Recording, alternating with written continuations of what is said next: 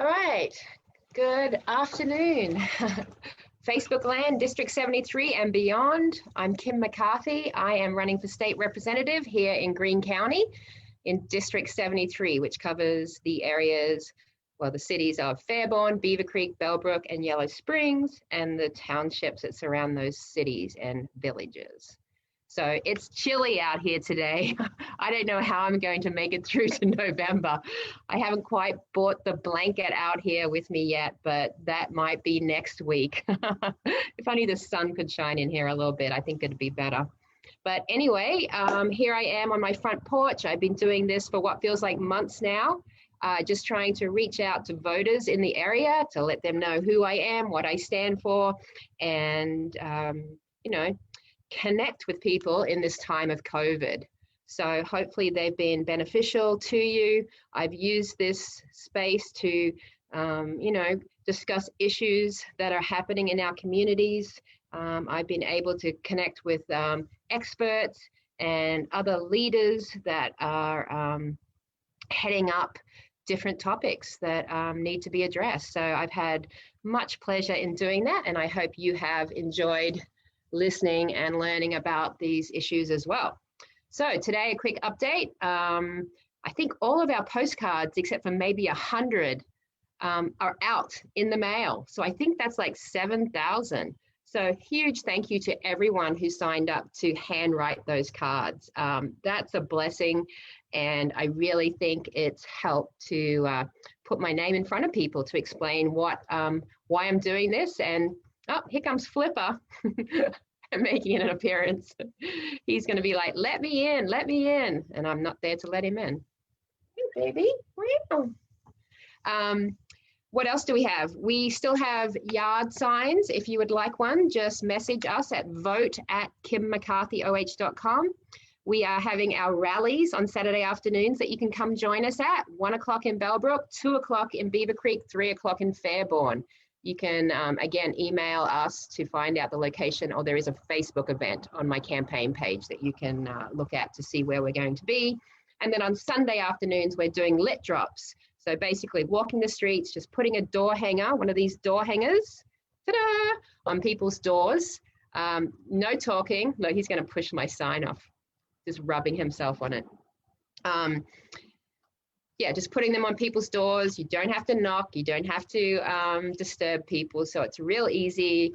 It's beautiful weather for it. Gets you out there exercising and really, you know, discovering what our communities look like from the ground.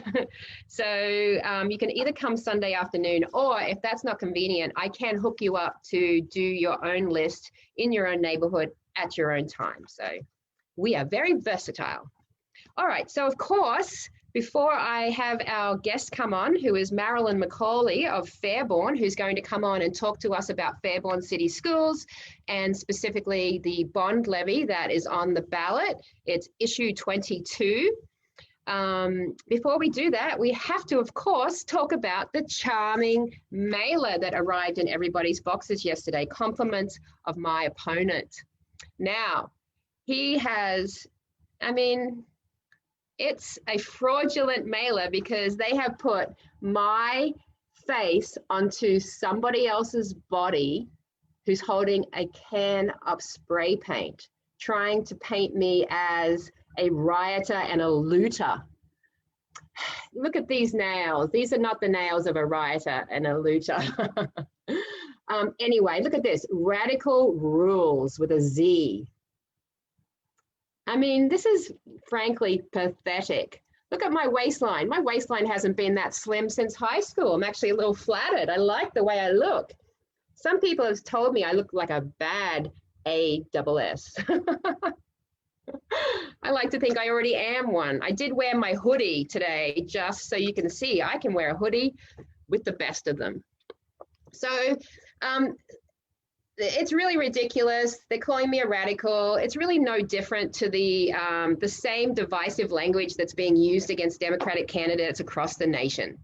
So step one is to defund the police, leaving families and businesses vulnerable. Well, you know what's left families and businesses vulnerable? Giving away $6 billion in tax cuts to the wealthy and corporations and putting that burden onto working class families. You know what else leaves them vulnerable? Not having access to affordable health care. You know what else leaves them vulnerable? Jobs that don't pay enough to live a dignified life. Not having paid leave for families. I could go on and on about what leaves families and businesses vulnerable. You know what leaves businesses vulnerable? Having to pay for people's health insurance at rates many times higher than any other modern country in the world. That healthcare burden keeps so many small businesses from thriving. And it stops them from competing with larger businesses who can much more easily pay these healthcare premiums. All right, second thing, let rioters, looters, and criminals run free in our communities. Eek! I mean, I don't even know how to address that one. There's really nothing to say except that my group, Greene County Voices, for a number of years now have been working closely with Sheriff Fisher and Major Kirk Keller to ensure that our Greene County Jail is doing the right thing by its citizens. We have been advocating for treatment for addicts because the majority of people in that jail are in there because they have a drug addiction. We don't need to lock them up. We need to give them the help they deserve. So I'm actually working to reduce the number of criminals in our communities. Can Brian Lambton say that? I don't think so. Yeah, I'm working to provide an environment that keeps people out of jail. Maybe by having fully funded schools that give people a great education. Maybe that is a good way to keep criminals off our streets. All right, and last thing, vote alongside party bosses. Not what's best for Ohio. Eek! Now, this one takes the cake. This is a man who was handpicked by the corrupt Speaker of the House to become part of Team Householder. This is a man who doesn't have an opinion on anything. Look at his website. It's one page, not one policy stance, not one position. This man doesn't know what he's doing. He is going to be a yes man, a rubber stamper for what the Ohio Republican Party asked him to do. It's why they purchased his seat. It's why they ran his campaign for him. What a joke. This is the biggest projection ever. A lot of my platform positions are not what the Ohio Democratic Party has. I have my own positions. I am someone who is not going to be told what to do, someone who's going to be fighting for the people of Ohio. All of my policies are designed to reduce income inequality. All of my policies are designed to make our communities stronger. This is a joke. The only thing in this, I could go on and on about this obviously, but I won't. The only thing in here that is true is this part. What's on the agenda for Brian Lambton? Look at that, a completely blank agenda. I'd be firing the people who put together this, this mailer if I was him. That's so embarrassing. And it's so spot on. He has no agenda besides his own personal one. There's no agenda for the people of Ohio. His Facebook page is blank. His website is blank. He hasn't been at any of the candidate forums. He didn't fill out the 411 info League of Women Voters candidate form. Missing in action. So yes, we know what's on his agenda. Nothing. That's all I've got to say about that. I could go on about the inside as well, but maybe I'll save that for next week, or maybe the next mailer that's bound to come out. But you know what? This kind of lies and deception is why people don't like politics. It's why I'm the only one who's crazy enough to run. You know, I'm going to be smeared as a regular citizen who's never been in politics, who just wants to make our schools better. And they're going to put this kind of stuff on me. I shouldn't even be a worry to them. He's in a safe red district. What's he got to be afraid of? Certainly not me, but I guess they're spending thousands of dollars. Oh, there's also Facebook ads and there's also Instagram ads. So please, if you see them in your feed, tell them what you think about their lies and deception. And the only thing we have to be afraid of is Brian Lambton getting elected. All right, I'm done. Marilyn McCauley, I'm going to bring her in and welcome her. That was fun. Hi, Marilyn. Hi, good morning, good afternoon. It is afternoon. Sorry, that took a little longer than expected. I'm all fired up. I just had to talk about this mailer that came, but I will let you watch that after the fact. But welcome. Okay, thank you. All right, so let me just introduce Marilyn. She is a former council member of the Fairborn City Council. She was on the council for 8 years, from 1991 to 1999, and the last 2 of those years she was the deputy mayor. She has a much more longer history that she will go into a little bit. But the other thing I'd like to note before I invite her to speak is that she was, in 2020, inducted into the Greene County Women's Hall of Fame.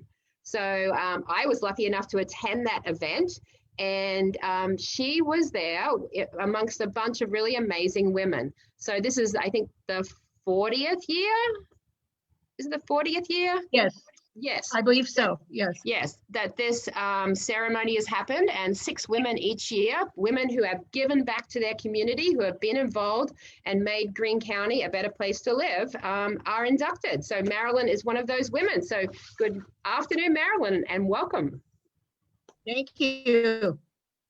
You're welcome. All right, so you want to tell us a little bit about yourself? What did you do to get yourself into that Greene County Women's Hall of Fame? Well, I've always been a person that's been involved in my community. Even when I didn't live here, I was still involved in the Fairborn community and consequently Greene County. I'm currently a member of the Family Violence Prevention Center and serve as the treasurer of that organization. I founded a nonprofit called Operation Fairborn Cares, which is geared to financial needs of our post 9/11 veterans as they come back and assemble into civilian life.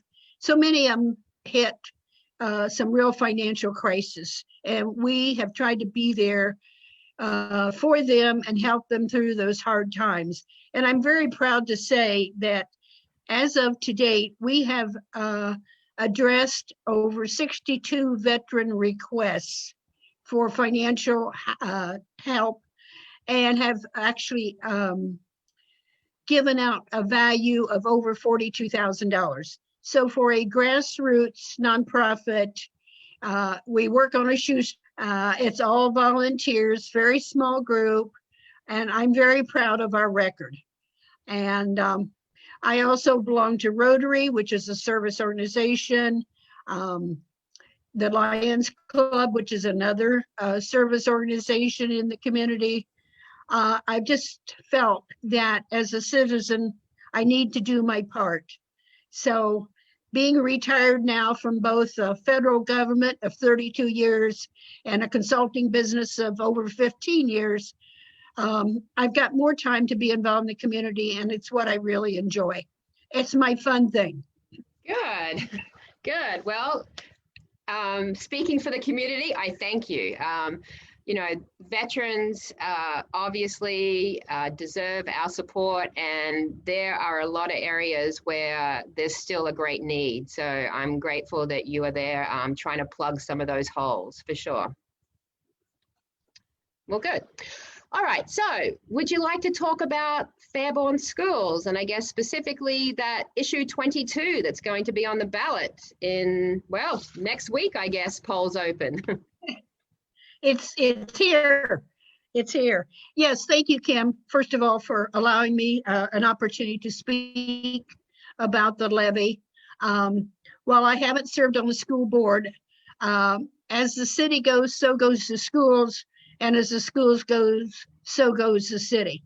I'm going to step back just for a short time and look at how we got here today. Fairborn, both schools and city, has had some rough journeys over the years. I won't go into why, what, when, where on that one. Typically, I don't like to look backwards because history's history. But sometimes we have to understand why we're where we are and why we need to take steps to go a different direction. Like I said, there's been some rough times for the schools and the city the past several years.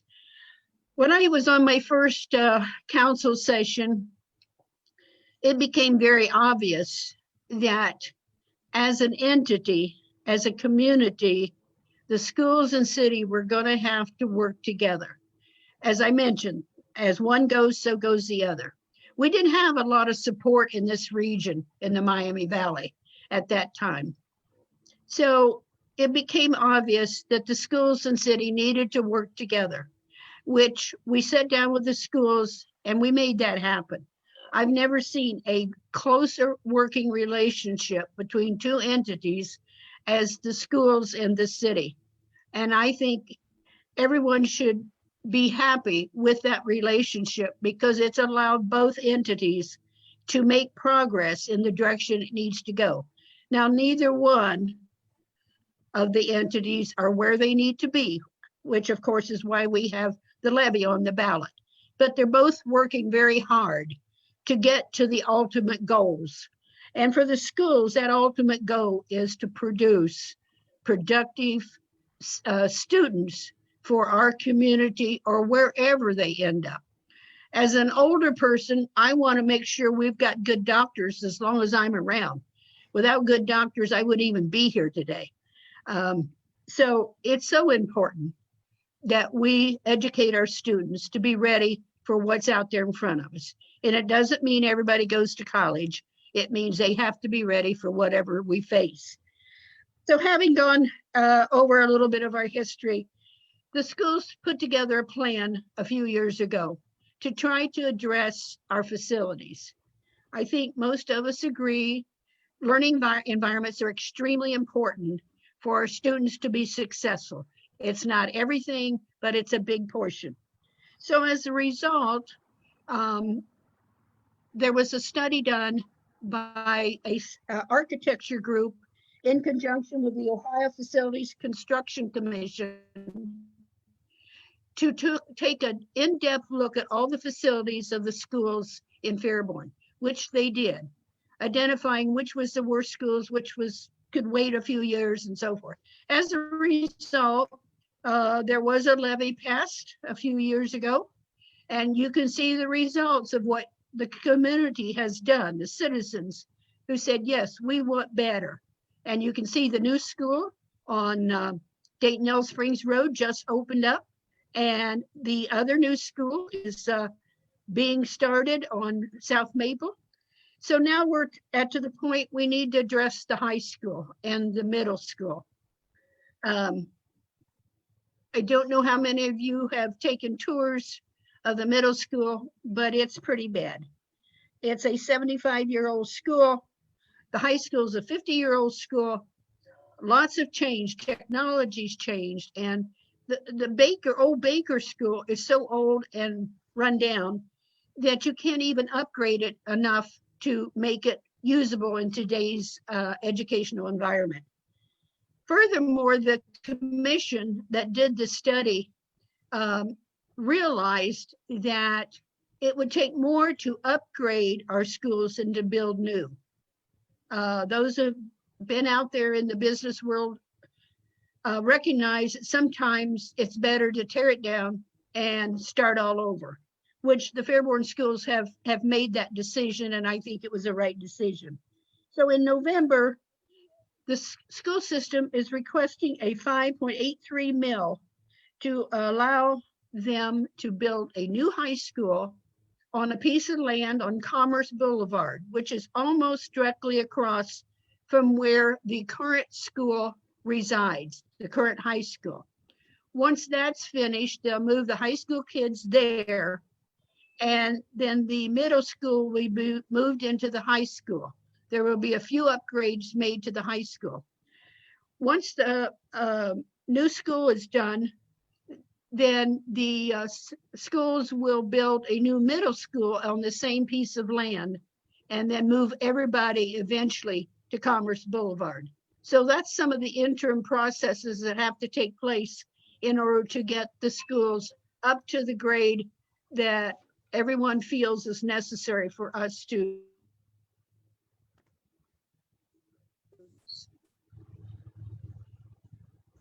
Okay, hold on. I went away there for a minute. Yeah, okay. There was a flash, but you're back. Okay, good. So that's what we're trying to do here. Okay.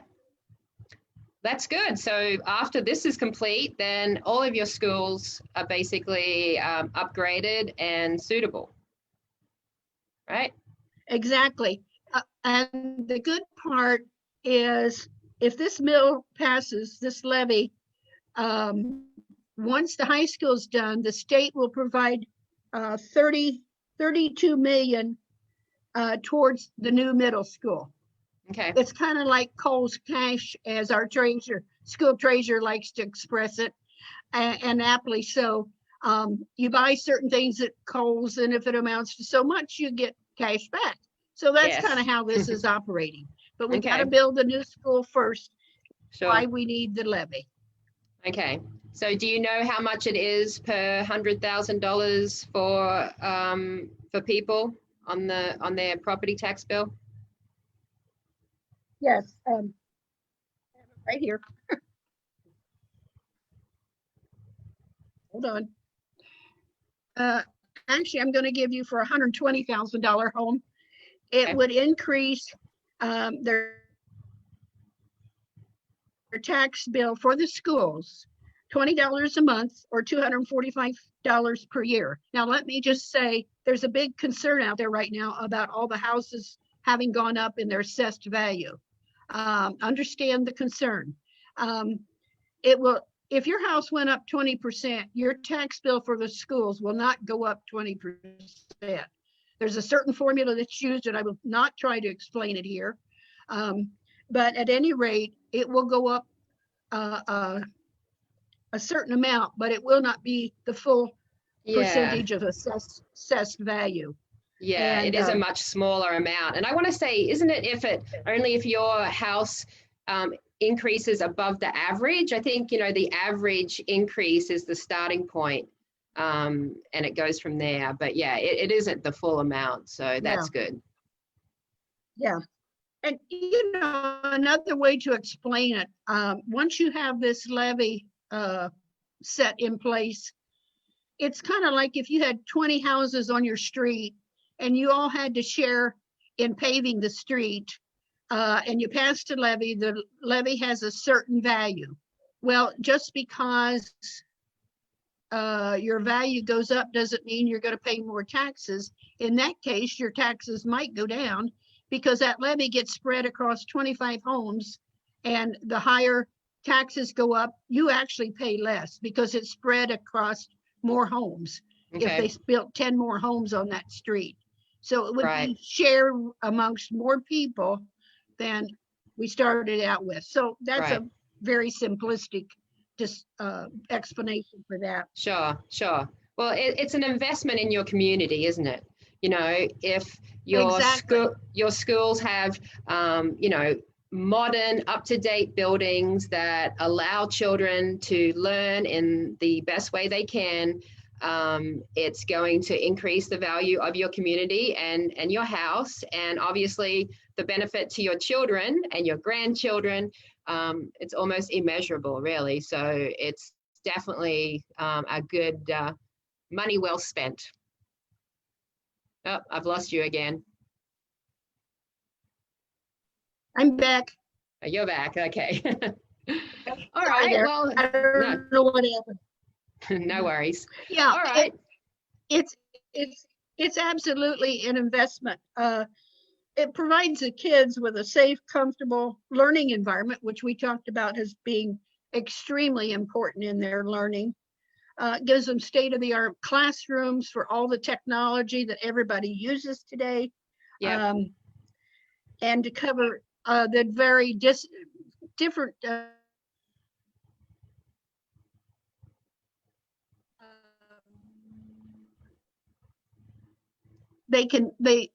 with the new high school, and once all the facilities are put in place, the kids will actually practice and play where the school is.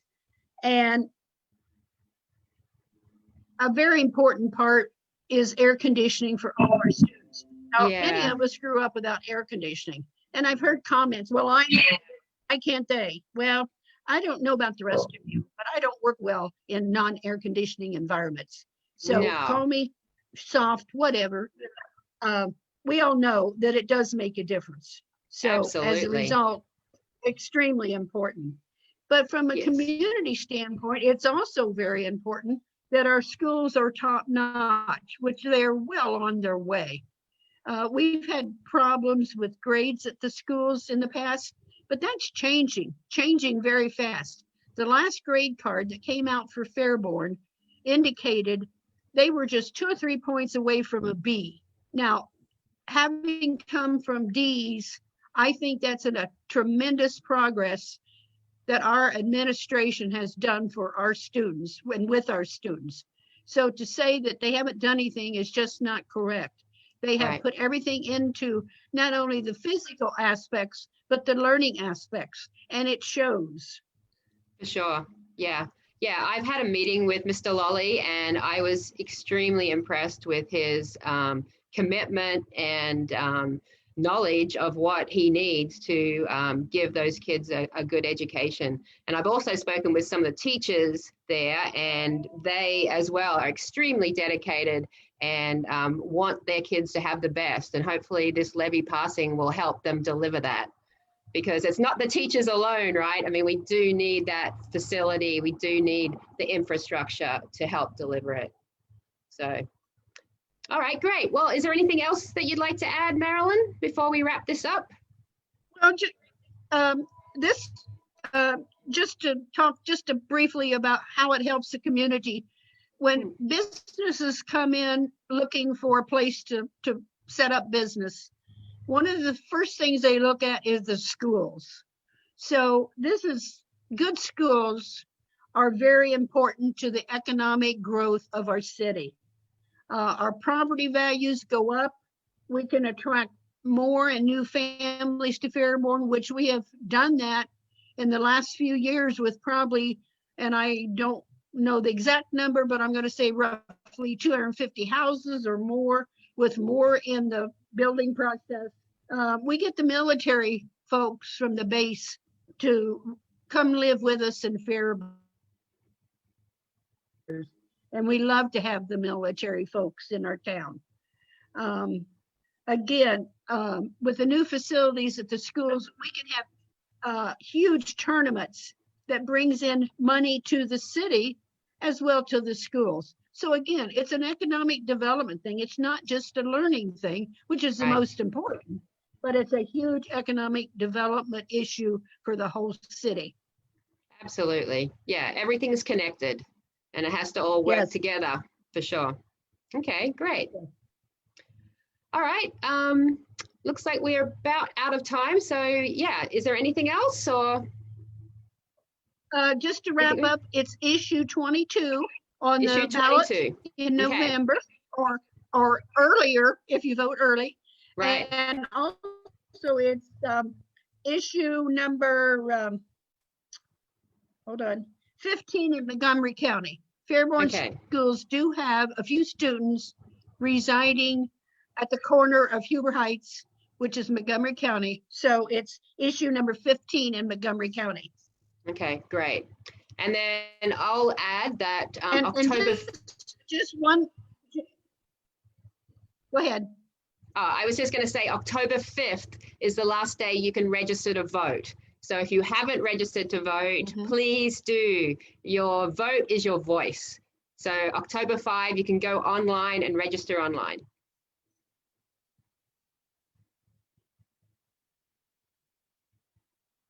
Oh, I lost. Oh, you're back again. All right. What did you want to add, Marilyn? I was just going to make one other comment that I think is important for our citizens to understand. Okay. First of all, the effective tax rate for our schools in Fairborn Fairborn is the third lowest tax rate in the region. So we do good things with lesser money than many of the other districts. Also, that same thought process, we spend less, we are next to the last in how much we spend on our students in the region, which again tells me that it's a matter of our people that runs the schools are doing a top-notch job of spending their dollars. And because I think the product is showing how effective they've been. So it's another thought process. Nobody likes to pay more taxes, but No. I believe we're getting our money's worth with the job that our administration's doing. Good, good. That's a good point. All right, great. All right, thank you, Marilyn. I think you've laid out a pretty nice framework there for all the reasons why people should vote for issue 22 or issue 15 in Montgomery County.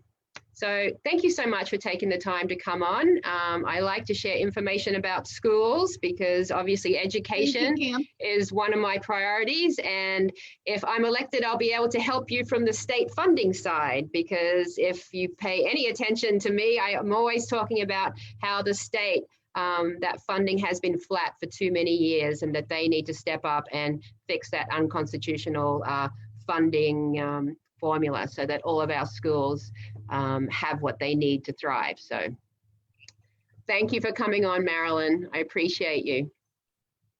Thank you, Kim, for the chance to talk about the levy. You're Very welcome. important. It is. Thank you so much. Bye-bye. All right. Well, that was Fairborn City Schools bond levy, issue 22. Next week, I'm going to have the superintendent from Bellbrook Sugar Creek Schools, Dr. Doug Kozad, to come on and talk about issue 21. That is my local school district, the levy that we have on the ballot. So I hope you can join me for that. All right, we're getting close. Like I mentioned, October 5, if you haven't registered to vote, please do so. And then October 6, early voting starts. So participate, be a good civic member of society, and pay attention to who you vote for, look up your issues, be educated, and enjoy your Friday and your weekend. And we'll see you next time. Thanks very much.